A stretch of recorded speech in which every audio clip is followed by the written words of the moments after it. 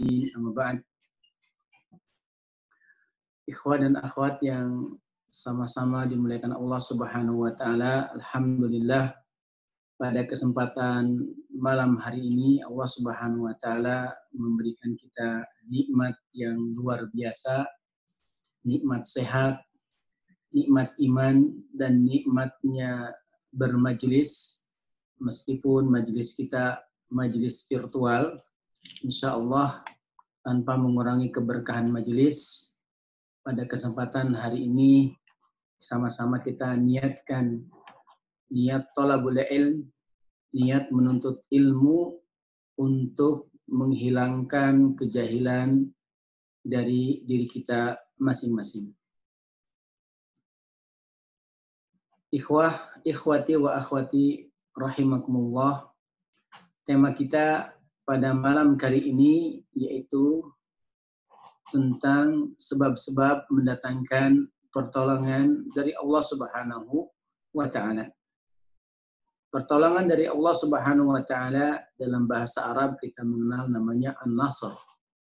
Surat yang sangat ma'ruf, sangat dikenal di kalangan kaum muslimin, dibaca di salat-salat mereka. Idza jaa nasrullahi wal fath. An-Nasr. Idza jaa nasrullah, apabila datang pertolongan dari Allah Subhanahu wa taala.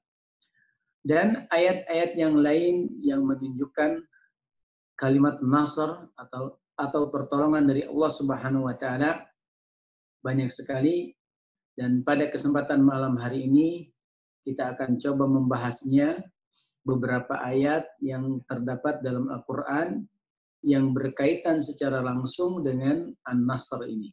Di antaranya firman Allah Subhanahu wa taala di surat Al-Baqarah ayat 214. Surat kedua ayat 214. A'udzu billahi minasyaitonir rajim.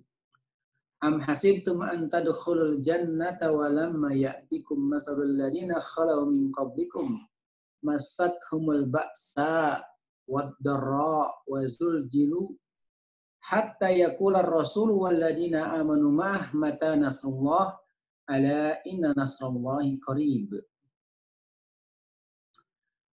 Am hasibtum an tadkhulul jannah. Apakah kalian mengira akan masuk ke dalam surga Allah Subhanahu wa taala dan belum datang kepada kalian sebagaimana ujian yang telah menimpa orang-orang sebelum kalian, di mana orang-orang sebelum kita ini diberikan kesulitan, kesusahan, bahkan zilzal. Zilzal itu apa? Gempa. Cobaan yang bertubi-tubi, sampai Rasul dan orang-orang yang beriman bersama Rasul mengatakan, mata nasrullah. Kapan pertolongan dari Allah Subhanahu wa taala? Maka Allah Subhanahu wa taala melanjutkan, ala inna nasrallahi qarib. Maka ketahuilah sungguhnya pertolongan dari Allah itu sangatlah dekat. Kemudian ayat yang berikutnya bisa dilihat di surat Ali Imran, Quran surat kedua ayat 126. Wa man nasru illa min indillahil azizil hakim. Wa man nasru, dan tidaklah kemenangan itu illa min indillah, melainkan dari sisi Allah Al-Aziz, yang maha perkasa, Al-Hakim, maha bijaksana. Kemudian di ayat yang berikutnya, tadi surat Al-Baqarah ayat 214, kemudian surat Ali Imran ayat 126, yang ketiga masih di surat Ali Imran ayat ke-142. Yang bunyinya, A'udzubillahi minasyaitonirrajim. Mohon ikhwan dan akhwat dicek juga barangkali salah ayatnya. Kalau ada yang mushaf di dekatnya bisa dilihat ayat-ayat yang saya sebutkan tadi, sekaligus nanti cross check, siapa tahu memang saya salah menyebutkan ayatnya. Am hasibtum an tadkhulul jannata wa lamma ya'lamillahu alladziina jahadu minkum wa ya'lamas sabirin. Apakah kalian mengira akan masuk ke dalam surga Allah Subhanahu wa taala. Dan Allah belum mengetahui siapa orang-orang yang berjihad di jalannya, bersungguh-sungguh jalannya di antara kalian, wa ya'lamas sabirin, dan siapakah orang-orang yang bersabar di antara kalian. Baik, kita akan coba bahas ayat-ayat yang tadi saya sebutkan terkait dengan An-Nasr. Yang pertama, maka setiap orang merindukan yang namanya kemenangan. Dan kemenangan yang tertinggi dalam Quran disebutkan di akhirat kelak, yaitu mendapatkan surga Allah Subhanahu wa taala. Dan orang-orang Arab dalam bahasa Arab, kalau mereka mendapatkan ada anggur, ada kurma, mereka mengatakan jannati, jannati. Mereka mendapatkan kesenangan yang luar biasa sehingga mereka mengibaratkan kesenangan tersebut dengan kalimat jannah. Sehingga rumah-rumah yang sejuk, rumah-rumah yang nyaman, mendatangkan tumaninah, ketenangan, sakinah, diistilahkan dalam bahasa Arab baiti jannati. Rumahku adalah surgaku. Karena kalimat jannah dalam bahasa Arab merupakan penggambaran terhadap tempat-tempat yang indah. Sehingga dalam Quran sendiri bahwa kenikmatan yang paling agung yang akan dirasakan setiap muslim nanti di akhirat kelak yaitu mendapatkan surga Allah Subhanahu wa taala, mendapatkan jannah, Firdaus al-A'la, Firdaus yang sangat tinggi. Dalam bahasa kita diterjemahkan seperti dengan kalimat surga. Oleh karena itu, sebelum mendapatkan surga Allah Subhanahu wa taala, kita harus mendapatkan surga di dunia ini. Harus mendapatkan kemenangan di dunia ini. Kemenangan bagi kita kaum muslimin dan muslimat di dunia ini sebelum mendapatkan kemenangan nanti mendapatkan kenikmatan surga Allah Subhanahu wa taala di akhirat kelak. Pertanyaannya, kapan kita akan mendapatkan kemenangan dari Allah Subhanahu wa taala? Kalau dari ayat-ayat tadi yang dibacakan, maka tidak ada kemenangan melainkan setelah kita mendapatkan ujian dari Allah Subhanahu wa taala. Begitu ada ujian dari Allah Subhanahu wa taala, maka kemenangan itu akan ada di hadapan kita. Semakin besar ujian dari Allah Subhanahu wa taala, semakin banyak bertubi-tubi ujian dari Allah Subhanahu wa taala, maka kemenangan itu akan semakin dekat. Dalam surat Al-Baqarah ayat 214 bahkan disebutkan al-ba'sa wad-dara wa zulzilu wa zilzal. Jadi kalau kalimatul ba'sa ini biasanya kalau ada orang sakit, maka kita orang yang mendoakannya mengatakan la ba'sa tahurun insyaallah. La ba'sa tahurun insyaallah. Tidak apa-apa. Insyaallah tahur. Insyaallah dibersihkan oleh Allah Subhanahu wa taala. Oleh karena itu, kita harus mengetahui yang namanya kadar ujian yang bisa mengantarkan kita pada kemenangan di alam dunia ini. Semakin tinggi kadar ujian yang dihadapi oleh seseorang, maka tingkat keberhasilannya pun akan semakin besar. Oleh karena itu bisa disimpulkan bahwa kemenangan tiap orang itu sifatnya bertingkat-tingkat. Sehingga dalam hadis yang disebutkan, asyaddun nasi bala'an al-anbiya sumal amsal fal amsal. Atau kama qala Rasul sallallahu alaihi wasallam. Asyaddun nasi bala'an al-anbiya. Orang yang paling keras ujiannya, paling berat ujiannya adalah al-anbiya, yaitu para nabi. Sumal amsal fal amsal. Kemudian orang yang semisalnya dan semisalnya. Semakin tinggi derajat keimanan seseorang, maka semakin besar ujiannya dan semakin besar mendapatkan an-nasr dari Allah Subhanahu wa taala. Kemudian yang berikutnya, kalau kita memberikan sebuah perumpamaan dengan datangnya waktu malam. Kebetulan kita sekarang berada di awal malam. Dalam Islam ini sungguh istimewa yang namanya malam, pembagiannya dengan sepertiga. Sepertiga malam awal pertama, sepertiga malam kedua, sepertiga malam terakhir. Bagaimana membaginya? Membaginya gampang. Begitu datang waktu maghrib, kita bagi saja waktu tersebut menjadi 3 bagian. Kenapa penting kita membahas waktu ini? Karena kita akan rasakan bahwa di malam yang sangat gelap, maka di situ ada kesempatan untuk bermunajat kepada Allah Subhanahu wa taala dan mendapatkan peluang jawaban doa lebih mustajab dibanding waktu-waktu yang lain. Kenapa demikian?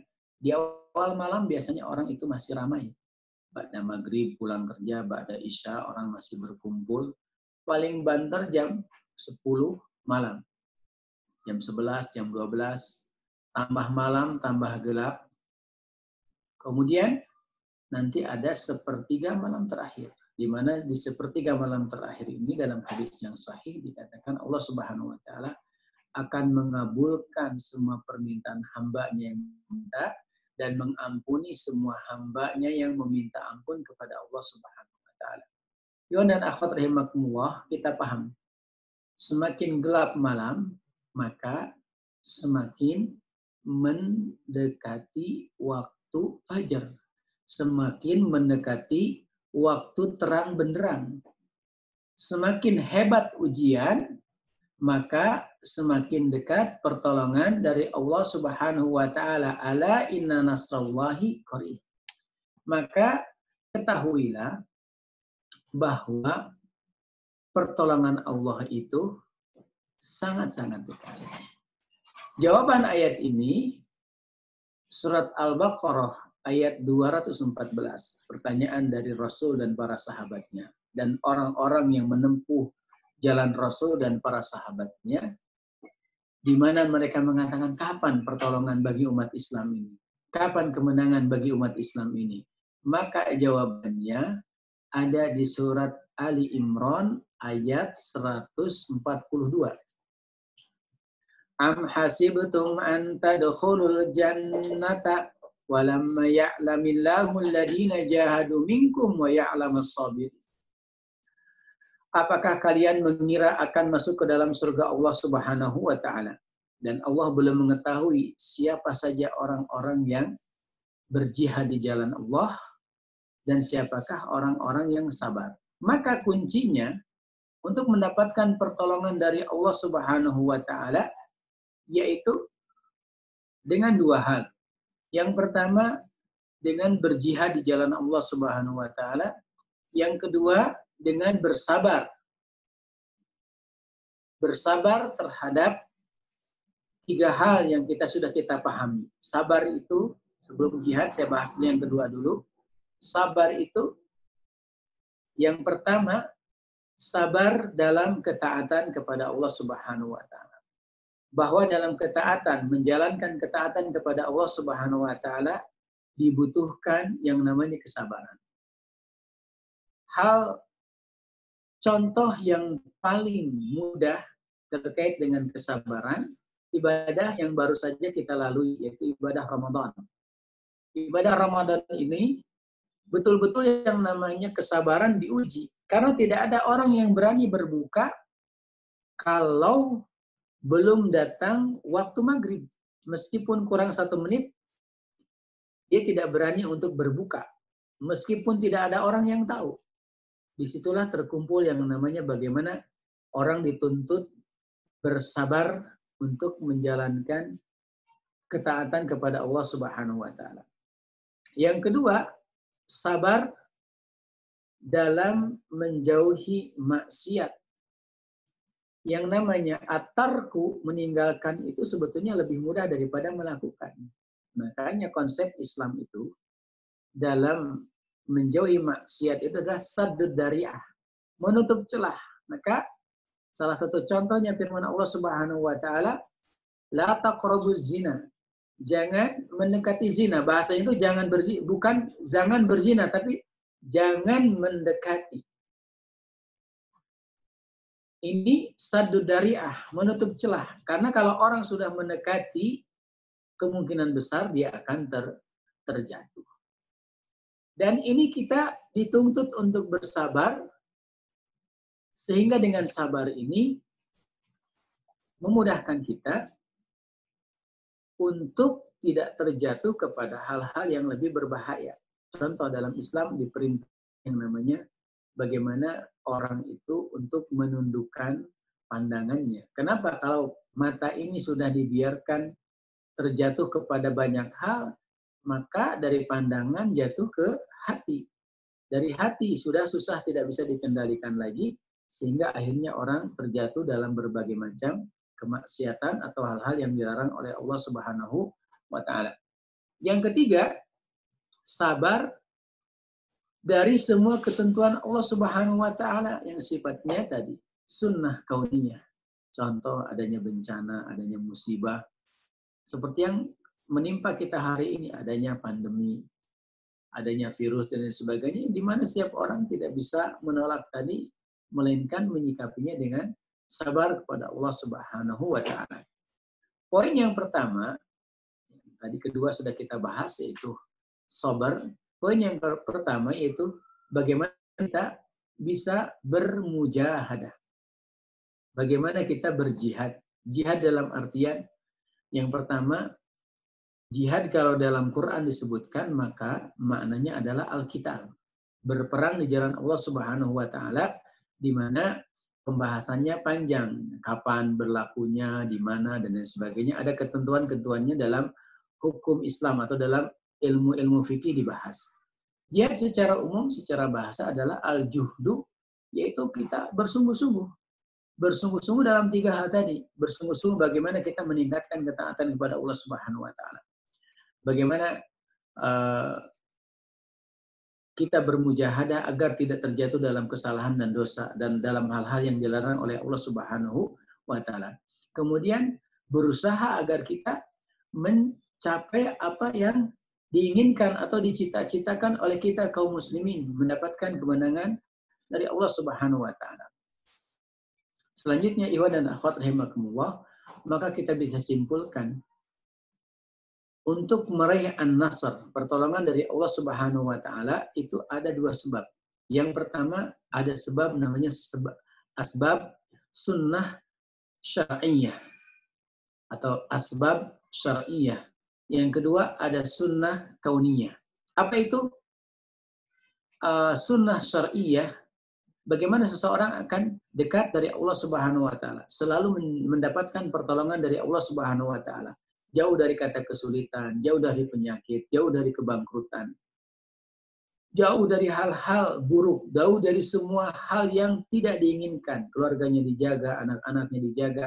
Maka kita harus menjalankan yang namanya sunnah syar'iyyah.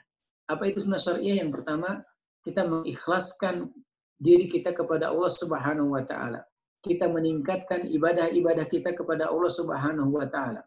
Setelah melaksanakan hal-hal yang wajib, maka kita melaksanakan hal-hal yang sunnah. Kemudian yang berikutnya, kita senantiasa berdoa kepada Allah Subhanahu wa taala. Berzikir kepada Allah Subhanahu wa taala, meningkatkan ketakwaan kepada Allah Subhanahu wa taala. Wa may yattaqillaha yaj'al lahu makhraja. Barang siapa yang bertakwa kepada Allah Subhanahu wa taala, maka Allah akan berikan jalan keluar.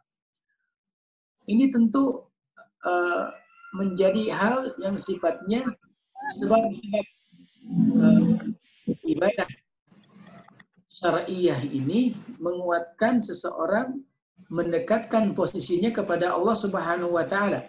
Dan ini sifatnya itu ada yang sifatnya tidak pilihan dan ada yang sifatnya sebuah pilihan.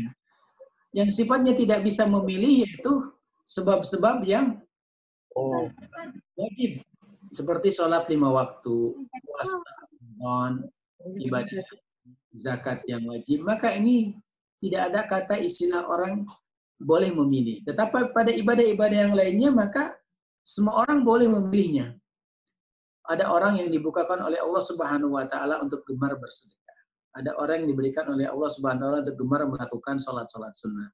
Ada orang oleh Allah Subhanahu wa taala diberikan kemudahan untuk membaca Quran dan lain-lain sebagainya, di mana semakin dia mendekat kepada Allah Subhanahu wa taala, taqarrub kepada Allah Subhanahu wa taala, maka mendapatkan pertolongan dari Allah Subhanahu wa taala. Sebaliknya semakin dia menjauh dari sebab-sebab syariah ini, maka dia akan semakin jauh dari pertolongan Allah Subhanahu wa taala. Selanjutnya sunnah kauniyah. Sunnah kauniyah ini betul-betul yang namanya umat Islam ini kadang-kadang menjadi lalai karena tidak sadar bahwa ada musuh bersama yang senantiasa menjadi halangan bagi umat Islam, ataupun musuh-musuh Islam di mana dia menghambat kemajuan Islam ini sendiri. Maka di antara firman Allah Subhanahu wa taala di surat Al-Hajj, surat ke-22 ayat 39, "Ulina lil ladina yuqatiluna bi annahum zulimu wa innallaha ala nasrihim laqadir." Udina lil ladina amanu udina lil ladina yuqataluna bi annahum zulimu. Telah diizinkan untuk berperang siapa? Kepada kaum muslimin, orang-orang yang dizalimi. Wa innallaha ala nasrihim laqadir. Dan Allah Subhanahu wa taala terhadap an-nasr ini, memenangkan mereka, yaitu memenangkan kaum muslimin itu laqadir.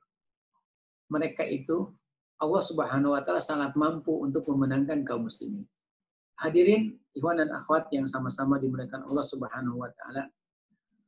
Kalau hari ini kita merasa bahwa tidak ada tantangan bagi umat Islam, bahwa hari ini tidak ada musuh umat Islam, maka menyebabkan diri kita ini lalai dari menyiapkan sebab-sebab atau sunnah kauniyah. Kita menyadari perang hari ini bukan seperti zaman dulu lagi. Perang yang mengeluarkan biaya yang banyak dengan senjata yang akhirnya banyak membunuh orang. Ada yang namanya perang informasi, banyak perang sekarang ini di dunia digital ini, di mana orang tidak merasa, bahkan tidak sadar bahwa sudah banyak dikalahkan di banyak sektor kehidupan tanpa kita sadari. Kalau kaum muslimin menyadari hal ini, maka tentu dia akan senantiasa bersiap-siap. Tidak ada istilahnya berleha-leha untuk menghadapi tantangan musuh-musuh Islam yang semakin tidak kelihatan. Bagaimana mereka menggiring opini, bagaimana mereka membuat pernyataan-pernyataan, di mana kaum muslimin tanpa sadar mereka terbawa ke dalam arus tersebut. Maka bagi orang-orang yang betul-betul mengharapkan pertolongan dari Allah Subhanahu wa taala, secara fisik dia menyiapkan, contoh minimal secara fisik kaum muslimin itu sehat. Minimal sehat, jauh dari penyakit, apalagi dengan pandemi ini orang disadarkan untuk lebih menjaga kebersihan, untuk meningkatkan imunitas. Ya, minimal sehat. Karena kalau orang sehat, tentunya kalau ada panggilan dari Allah dan Rasul-Nya, dia lebih siap lagi. Yang berikutnya, betul-betul dia berusaha apa potensi yang dimiliki oleh dirinya. Apa potensi yang dimiliki oleh dirinya yang akan dia sumbangkan untuk kemenangan Islam ini. Sebagai orang yang ahli bidang IT, bagaimana dia bisa betul-betul memanfaatkan keahliannya untuk bisa menjadi bagian datangnya pertolongan Allah Subhanahu wa taala. Orang yang mengerti pertanian, bagaimana dia berbicara tentang ketahanan pangan, bagaimana kaum muslimin betul-betul bisa mandiri, bisa kembali lagi betul-betul surplus dan lain sebagainya, di mana itu menjadi sebab datangnya pertolongan dari Allah Subhanahu wa taala. Apalagi kalau kita ini orang-orang yang hidup di Indonesia ini harus menyadari bahwa Indonesia itu jannatun fisyarq, Orang-orang Arab mengatakan Indonesia itu merupakan surga di timur. Wallahu a'lam, kata sebagian orang yang sudah berkeliling dunia, ternyata surga itu bukan di mana-mana, tapi ada di Indonesia. Apapun di tempat kita ini, semuanya ada. Tetapi tentunya ini jangan membuat kita ini menjadi leha-leha, menjadi kendor, tidak mempersiapkan, dan tentunya kita pun berharap bahwa dengan materi ini kita harus semakin sadar bahwa di antara selain sebab syar'iyah, ada sebab kauniyah yang harus kita usahakan. Sehingga pertolongan dari Allah ini semakin dekat bagi kaum muslimin. Semakin semberautnya dunia ini, maka kita yakin insya Allah cahaya Islam ini akan datang, di mana Islam ini akan memimpin, di mana Islam ini akan menjadi solusi bagi kehidupan kita, bagi kehidupan kaum muslimin dan bagi umat manusia pada umumnya. Dan kita yakin insya Allah mudah-mudahan apa yang kita lakukan, termasuk kita mengaji seperti ini, bermajlis seperti ini, menjadi sebab-sebab datangnya pertolongan dari Allah Subhanahu wa Ta'ala. Wallahu a'lam. Selanjutnya kalau ada pertanyaan kami persilahkan.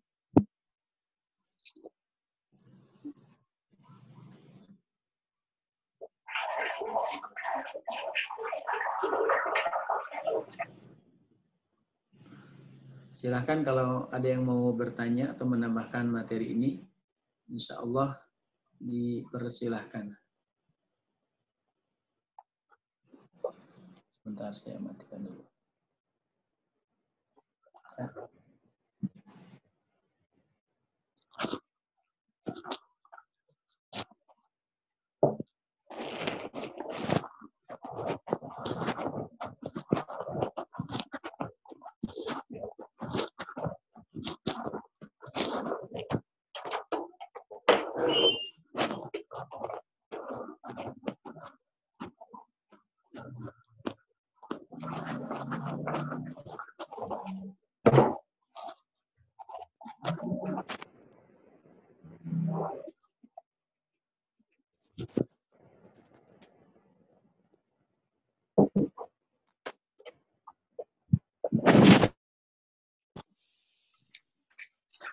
Bow, itu bertanya cek Ustadz.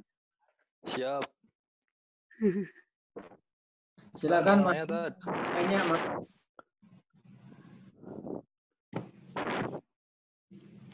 Halo. Iya, silakan.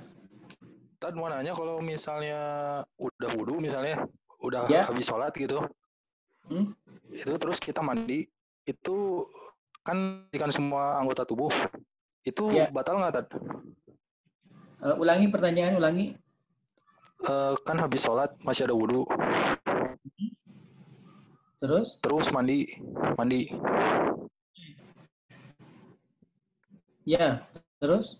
Itu nggak si wudunya? Ketika mandi itu kan membersihkan seluruh anggota tubuh. Selama tidak menyentuh kemaluan, hal yang membatalkan, tidak membatalkan. Tapi kalau menyentuh, di madhab Syafi'i itu membatalkan. Oh, siap, Tad. Itu. Ya. Jelas? Jelas, Tad. Oh ya, satu lagi, Tad. Ya, boleh. Ini apa sih yang kata Ustadz waktu itu kan kalau nonton karma teh termasuk mendatangi dukun. Itu kalau misalnya karma yang ada ininya apa sih? Apa sih? Yang ada peramal-peramalnya itu kan ya? Itu kan kata Ustadz kayak mendatangi dukun. Ya. Kalau misalnya ini tuh misalnya main game gitu tuh, di dalamnya tuh ada karakter-karakter yang misalnya yang ngeluarin api, es, air kayak gitu, itu termasuk mendatangi dukun juga sama atau nggak, Tad? Baik. Itu hadis secara umum, yaitu man ataka hinan aw arafan lam yuqta salatu arba'ina yauman aw kama qala Rasulullah SAW. Barang siapa yang mendatangi kahin yaitu dukun, arafan atau tukang ramal, maka tidak diterima sholatnya selama 40 hari atau 40 malam. Maka acara-acara seperti itu sebaiknya tidak ditonton karena dikhawatirkan kita itu mendatangi hari ini tidak mesti. Adapun mengenai karakter-karakter tadi, insya Allah itu tidak bukan termasuk dari pembahas tadi karena mereka juga tidak meramah, tidak ya. Tapi ibarat nama kernaon atau iya. Siap. Ya, baik. Ada lagi yang lainnya, Mangga, yang mau bertanya bebas ya terkait materi. Misalkan kalau tidak nggak apa-apa, bisa dijawab, kalau tidak dijawab. Silahkan kalau ada yang mau bertanya. Tidak ada saya tambahkan. Ustaz, mau bertanya, ya. Ustaz. Mangga, nyambung si Mas Bo, Ustaz. Ya, silakan Kang Yud. Baik itu kadang kan kita yang kembali saja. Iya. Itu kan kalau kita kan udah niat ya Ustaz ya, berarti itu sekalian wudu ya Ustaz ya. Iya. Tapi itu kan menyentuh kemaluan, gimana Ustaz? Ya itu tadi sebetulnya secara umum tata janabah yang sempurna ya, yang sempurna itu yang pertama mencuci kemaluan, kemudian setelah itu berwudu ya, mencuci anggota wudu, dan di beberapa penjelasan mengakhirkan mencuci kakinya. Seperti itu. Dari sisi ihtiyat saja, kehati-hatian, kalau memang kita tidak, makanya tadi kan mohon maaf untuk membersihkan kemaluan di awal, sehingga begitu dia mandi dia tidak menyentuh bagian itu lagi dan mengakhirinya dengan wudhu seperti itu. Wallahu alam, seperti itu yang saya pahami. Kalau ada pendapat lain nanti kita cari pendapatnya. Seperti itu. Untuk ihtiyatnya ya berwudhu lagi di akhir. Ihtiyat hati-hati ya, khawatirnya itu termasuk. Tapi kalau berbicara tata candi yang sempurna seperti tadi, ya, cuci kemaluan dulu dari tangan kiri, kemudian berwudu, kemudian menyiram dari kanan kiri seluruh anggota tubuh kita sempurna, maka itu janabat yang sempurna. Ataupun kalau orang langsung nyemplung gitu ya, ke kolam basah, ya udah itu juga sah secara sahnya, tapi tidak sempurna. Ya. Ada lagi pertanyaan? Mangga, masih ada waktu kita. Tanya Ustaz. Ya. Dalam melakukan suatu ibadah, apa kita berganti-ganti mazhab Ustaz? Misalnya untuk masalah kalau misalnya Taharah kita pakai mazhab Syafi'i, tapi untuk masalah sholatnya kita pakai Hambali, itu boleh nggak Ustaz? Atau harus satu mazhab aja Ustaz? Atau gimana Ustaz? Sebetulnya terkait dengan satu mazhab ini lebih memudahkan kita untuk beribadah sebetulnya. Makanya lebih mudah disarankan kita memegang mazhab tertentu. Dan lebih bagus itu mazhab yang umum di negeri kita, di tempat kita tinggal. Karena kadang-kadang orang melihat perbedaan dalam fikih itu seperti perbedaan akidah atau berbeda agama, awas etama aliran anaon gitu. Padahal memang fikih itu luas ya, memungkinkan orang berbeda-beda mazhabnya, tetapi kita memakai satu mazhab untuk memudahkan. Adapun misalkan ternyata didapatkan dalam satu mazhab yang kita anut, misalkan dianggap ternyata itu lemah, kita mengambil pendapat lain dari mazhab lain yang ternyata secara dalil lebih kuat, maka itu tidak mengeluarkan kita dari mazhab kita. Kan begitu. Dalam semua pendapat imam yang 4 mengatakan, iza sahal hadis fahuwa mazhabi. Kalau hadisnya sahih, maka itu mazhabku. Maka ini, ya, maka apa namanya, untuk seperti ini tidak mengeluarkan seseorang dari mazhabnya. Seperti itu. Wallahu a'lam. Jadi lebih mudah. Kadang-kadang ada orang yang mengatakan saya nggak bermazhab. Itu salah satu kesulitan tatkala dia belajar fikihnya. Dia kesulitan belajar fikih tatkala dia itu tidak bermazhab. Seperti itu. Insya Allah kalau mau kita bahas tentang muqaddimah pembahasannya mengenai tentang pentingnya seseorang itu bermazhab. Wallahu a'lam. Ustaz. Ya, apa? Silakan yang lain. Waktu itu saya pernah kajian itu apa sih? Dia teh mazhabnya usul fikih. Kenapa? Dia bermazhab usul fikih ngomongnya. Nggak mazhab Syafi'i, Hanbali gitu. Tapi saya mah mazhabnya usul fikih. Sebentar, kurang jelas pertanyaannya. Waktu itu pernah kajian si ustadznya ngomong mazhabnya usul fikih. Usul fikih. Ya kan? Ya, ya. Jadi Anda sedikit jelaskan ya. Sedikit jelaskan bahwa ilmu fikih itu atau fikih yang kita kenal ada 4 mazhab yang terkenal, meskipun ada mazhab fikih yang lainnya, ada namanya Az-Zahiri, As-Sauri dan lain sebagainya, di mana fikih yang 4 ini memiliki dari zaman sahabatnya, ya Rasulullah punya para sahabat, yang antara sahabatnya terus punya murid, yang sampai kepada penulis kitab. Mereka memiliki murid-murid yang kuat sehingga memudahkan di semua 4 mazhab fikih yang kita kenal, masing-masing memiliki buku terkecil yang dikenal dengan istilah matan, ya, bukan mantan ya, matan. Memiliki matan buku terkecil, ada penjelasannya atau syarah terus dan sebagainya. Di mana ilmu fikih ini dihasilkan dari proses istimbat hukum. Bagaimana hukum itu dikeluarkan, dan ilmu yang mempelajari tentang istinbat suatu hukum, misalkan sesuatu itu dikatakan wajib, sunnah, mubah, makruh, haram, itu ilmu usul fikih. Nah, kerangka berpikir yang berdasarkan dalil, logika berpikir yang Islami itu ilmu usul fikih, sehingga orang yang ingin paham dengan fikih ini belajar ilmu usul fikih. Usul fikih tadi bagaimana namanya ada nasakh, mansukh dan lain sebagainya terkait dengan pengambilan dalil. Itu bagi kita pun orang-orang yang awam sangat bagus kalau kita pernah belajar dasar-dasar ilmu ini. Sehingga kita paham, oh ternyata ini kenapa jadi wajib, kenapa jadi sunnah, kenapa menjadi mubah, menjadi haram, makruh dan sebagainya didapatkan dari usul fikih. Nah, seperti itu kaitannya. Apakah ini pas dengan yang ditanyakan oleh dalam? Tapi yang jelas itu sedikit penjelasan tentang ilmu usul fikih, dan kalau mau bisa dikaji secara khusus mengenai ilmu usul fikih ini sehingga bisa lebih terang dan insya Allah ringan materinya. Baik, ada lagi pertanyaan?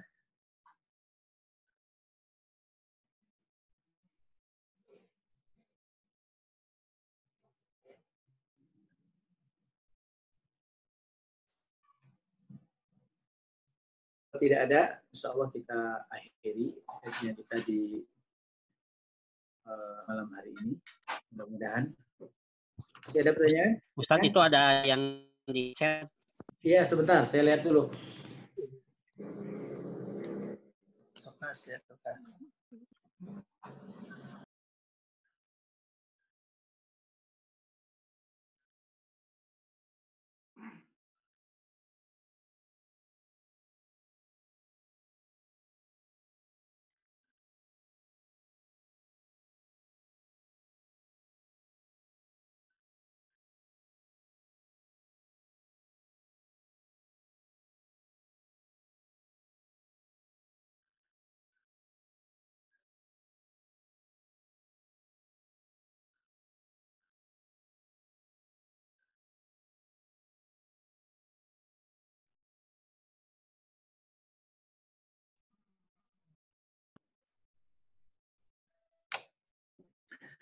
Baik, terkait doa untuk mendapatkan pertolongan dari Allah Subhanahu wa Ta'ala. Ini terkait dengan doa, tentunya kalau pertanyaannya terkait dengan waktu-waktu mustajab, Ya, selain di sepertiga malam terakhir, kemudian di antara azan dan iqamah, kemudian waktu turun hujan lebat, selanjutnya waktu sedang melakukan safar, perjalanan, kelima itu waktu terpepet, ya, pepet doa orang yang mutor itu mendapatkan pengabulan dari Allah Subhanahu wa Ta'ala. Adapun tag redaksinya bisa menggunakan redaksi dari kita ataupun doa sirrun Rabbana atina fid dunya hasanah wa fil akhirati hasanah wa qina azabannar, dan doa-doa lainnya. Intinya kita mendapatkan pertolongan dari Allah Subhanahu wa Ta'ala. Dan yang paling penting dalam berdoa itu adalah disertai dengan keyakinan kepada Allah Subhanahu wa Ta'ala. Terkait dengan materi kita, kapan pertolongan dari Allah Subhanahu wa Ta'ala, saya ulangi lagi, ini bisa terkait dengan kehidupan pribadi kita, agar Allah memberikan kemudahan, apalagi di masa sulit seperti ini. Orang ada yang kehilangan pekerjaan, kehilangan penghasilan, ODP ya, ODW penghasilan, ataupun yang lainnya. Tentu kita memperbanyak asbab syar'iyah ya tadi, memperbanyak ibadah, berdoa, berzikir, karena itu merupakan juga asbab datangnya kemudahan, selain melakukan asbab kauniyah, mencari cara bagaimana agar masalah kita ini selesai. Dan satu hal yang harus diingat, bahwa kata-kata itu memiliki kekuatan yang sangat besar. Kalau kita dapatkan ucapan dengan lisan kita, insya Allah ini mudah. Insya Allah ada jalannya, insya Allah ada solusinya. Sehingga hati kita ini menjadi kuat. Jangan kita mengatakan hal-hal yang negatif yang akan melemahkan diri kita. Yang selanjutnya tentu kita mengukur kadar masalah kita. Sehingga kita bisa mencari solusi, bertanya kepada orang yang ahli terkait dengan kesulitan yang kita hadapi. Dan jangan bertanya kepada orang yang tidak ahlinya dalam hal-hal masalah yang kita hadapi, karena bisa jadi bukan solusi, tapi malah kerunyaman yang akan kita hadapi. Adapun terkait dengan kondisi kita kaum muslimin secara umum, tentu kondisi hari ini bukan kondisi yang ideal, kondisi yang sangat jauh dari kata ideal, maka kita harus mengembalikan kondisi ini kepada kondisi yang menjadi ideal. Di antara salah satu ikhtiarnya yaitu dengan meningkatkan pengetahuan kita, mendapatkan berbagai macam pencerahan, hal-hal yang belum kita ketahui dari ajaran kita ini, karena ketidaktahuan dalam agama kita ini musibah yang luar biasa. Kalau seorang dokter salah menganalisa, paling ujung-ujungnya kematian. Tetapi kalau kesalahan kita, ketidakmauan kita untuk belajar agama ini, maka kecelakaannya, kerugiannya bukan hanya di dunia, tapi juga di akhirat. Wallahu a'lam. Ada lagi pertanyaan, Mangga? Silakan kalau ada pertanyaan, masih ada waktu sekitar 15 menit lagi sebelum ini kita akhiri. Bismillahirrahmanirrahim. Ustaz, ya. Silakan. Mau bertanya soal fatwa Wahda Islamiyah Jawa Barat tentang sholat berjamaah di masjid dan sholat itu seperti apa? Apakah sudah memang diharuskan kembali lagi ke masjid atau masih boleh sholat di rumah seperti itu? Kalau terkait dengan ibadah sholat aja masjid. Ya, sebetulnya fatwanya itu mengacu kepada apa yang dipatwakan oleh MUI Pusat ya sebetulnya. Nah, jadi hukum asalnya, jadi orang kan ini terkait dengan hukum asal. Hukum asalnya ini, kondisi kita ini tidak baik-baik saja. Nah, di tempat yang baik-baik saja, memungkinkan orang melakukan sholat ataupun new normal, istilah kata orang ya. Tetapi kalau hukum asalnya, apalagi kalau kita bertanya kepada para ahli, hari ini belum didapatkan obatnya dan lain sebagainya, kondisi-kondisi sebagainya, hukum asalnya ini tidak aman. Jangan dibalik. Nah, maka kalau Wahdah sampai hari ini belum mencabut fatwa itu, masih ya tidak membuka masjid dan lain sebagainya. Seperti itu. Wallahu a'lam. Tetapi tentunya kita melihat fatwa ini yang pertama kepada pemerintah di daerah tempat kita tinggal, kemudian MUI di daerah kita, dan tentunya yang terakhir istabti qalbak, kita berfatwa kepada diri kita, minta fatwa kepada diri kita, aman nggak di tempat kita. Kalau kita merasa aman, insya Allah bismillah silakan. Kalau kita merasa tidak aman, saya belum melakukan sholat berjamaah, sholat Jumat, itu insya Allah masih orang yang berfatwa untuk tidak melakukan hal tersebut. Wallahu a'lam. Satu lagi Ustadz, ini pribadi emang ini. Ya. Kan adik anak itu kan dokter, dinas di RSUD Pangandaran. Setiap pekan sekali emang pulang ke rumah. Iya. Nah, kadang-kadang pernah dites swab dulu, hasilnya negatif, tapi nggak tahu untuk berikutnya itu apakah hasilnya positif atau negatif. Ya, Ana berharap sih negatif sih. Jadi ada stigma karena Ana ini keluarga medis ya. Ketakutan di masyarakat dan lain sebagainya. Nah, terus kalau Ana ke masjid, khawatir yang lain tuh jadi takut ke Ana gitu. Karena Ana keluarga dokter dan ya adik Ana kan praktek terus di rumah sakit sana gitu. Nah, kira-kira bagusnya gimana? Apakah mengucilkan diri di rumah atau tetap beraktivitas gitu, Ustaz? Terima kasih. Baik, ini kan sadud dariah ya, menutup celah. Insya Allah, kalaupun kita sholat di rumah, pahalanya masih dapat pahala sholat di masjid. Insya Allah, sholat jamaahnya masih dapat. Yang kedua alternatifnya, kalau ada tempat yang lain yang orang tidak tahu kita ini dokter atau apa, sholat di tempat yang lain. Seperti sholat Jumat, misalkan ingin sholat Jumat, ya jangan sholat di kampung sendirilah. Cari tempat yang jangan ada orang nanti menjadi parno ya. Wah, ini dokter nih, jangan-jangan tadi ya, OTG, ODP, dan lain sebagainya. Seperti itu. Apalagi di masyarakat yang sumber beritanya dari televisi saja, orang kadang-kadang ketakutan menjadi berlebihan. Seperti itu. Wallahu a'lam.